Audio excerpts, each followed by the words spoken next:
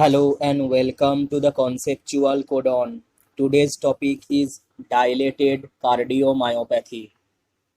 Dilated cardiomyopathy is the most common of the cardiomyopathies. In dilated cardiomyopathy, the ventricular chambers become dilated or enlarged. But there is no such increase in thickness of the ventricular walls. So the wall thickness is preserved, and combined effect of these two is systolic dysfunction. So you have to remember these 3 points regarding the definition of dilated cardiomyopathy.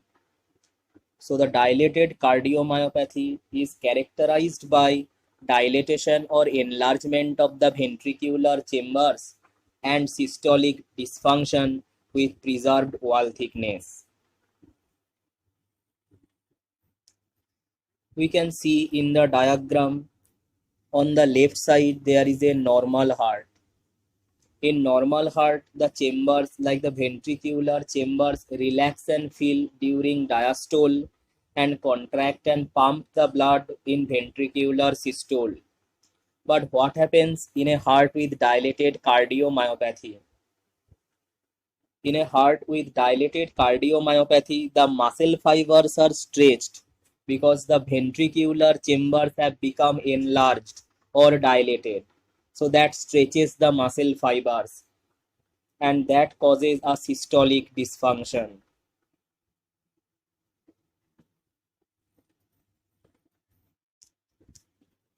Now coming to the etiologies of dilated cardiomyopathy. Dilated cardiomyopathy can be familial dilated cardiomyopathy or sporadic dilated cardiomyopathy. The familial type is of autosomal dominant in inheritance, and there is greater than 20 single gene mutation which have been associated with the development of familial dilated cardiomyopathy. The important genes include lamin A and C, dystrophin, and the most commonly alpha cardiac actin and beta myosin. These two genes are most commonly associated with familial dilated cardiomyopathy. Regarding the sporadic dilated cardiomyopathy, the most common cause of sporadic dilated cardiomyopathy is myocarditis. The most common cause of myocarditis is viral cause, that is Coxsackie B virus. Other causes include adenovirus, HIV, mycobacteria, etc. Another important cause of sporadic DCM is toxins. The toxins, mainly alcohol, is responsible for sporadic dilated cardiomyopathy. Regarding alcohol, in alcoholics during binge drinking who are suffering from dilated cardiomyopathy may suffer a sudden cardiac death.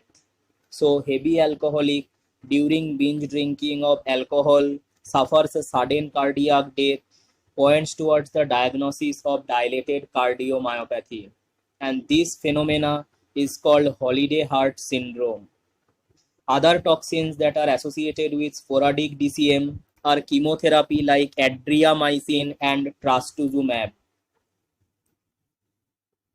There are some endocrine causes of sporadic dilated cardiomyopathy as well. These include diabetes mellitus, thyrotoxicosis, and hypothyroidism. So these are the some etiologies of dilated cardiomyopathy.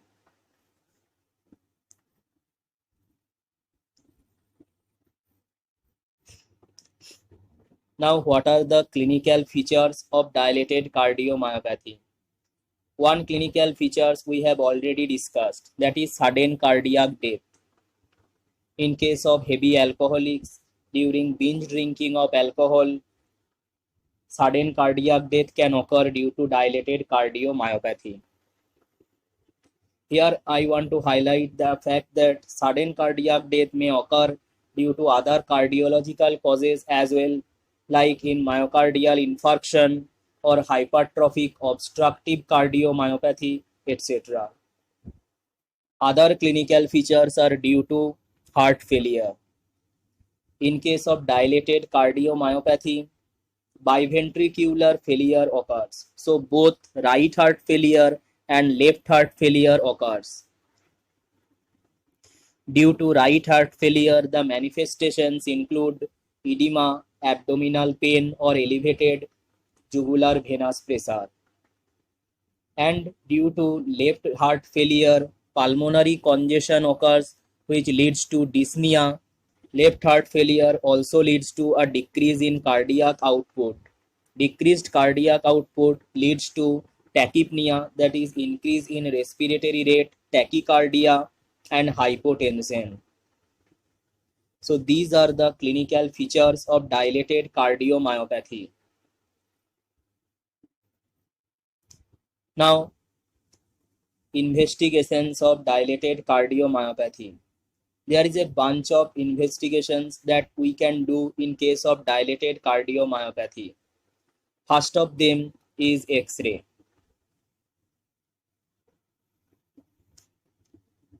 In X-ray, we can find moderate to marked cardiac enlargement and the classical radiological features of heart failure. In case of ECG, we can find tachycardia and some conduction abnormalities like left bundle branch block or atrioventricular block. Features of arrhythmias and diffuse ST segment and T wave abnormalities can also be found. 24-hour Holter monitoring can be done to monitor the cardiac activity. Echocardiography and radionucleotide studies can be done. The findings of echocardiography and radionuclear studies include the features of left ventricular dilatation and left ventricular dysfunction. Cardiac catheterization can also be done. The findings are increased left and often right-sided filling pressure and decreased cardiac output. So the main investigations include chest X-ray, which detects the moderate to marked cardiac enlargement and features of heart failure, ECG, which detects tachycardia, arrhythmias, conduction abnormalities, and echocardiogram, which detects the left ventricular dilatation and dysfunction.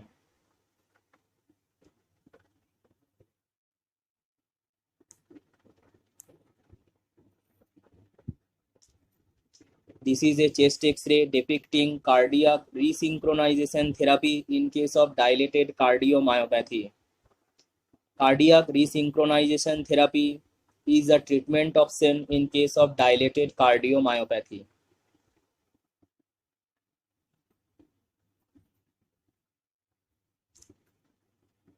Lastly, what is the treatment of dilated cardiomyopathy? First of all, the control of heart failure and the conventional management of heart failure should be done. Anticoagulation prophylaxis should be given. Other treatment are implantable cardioverter defibrillator, that is ICD, or cardiac resynchronization therapy should be done if indicated.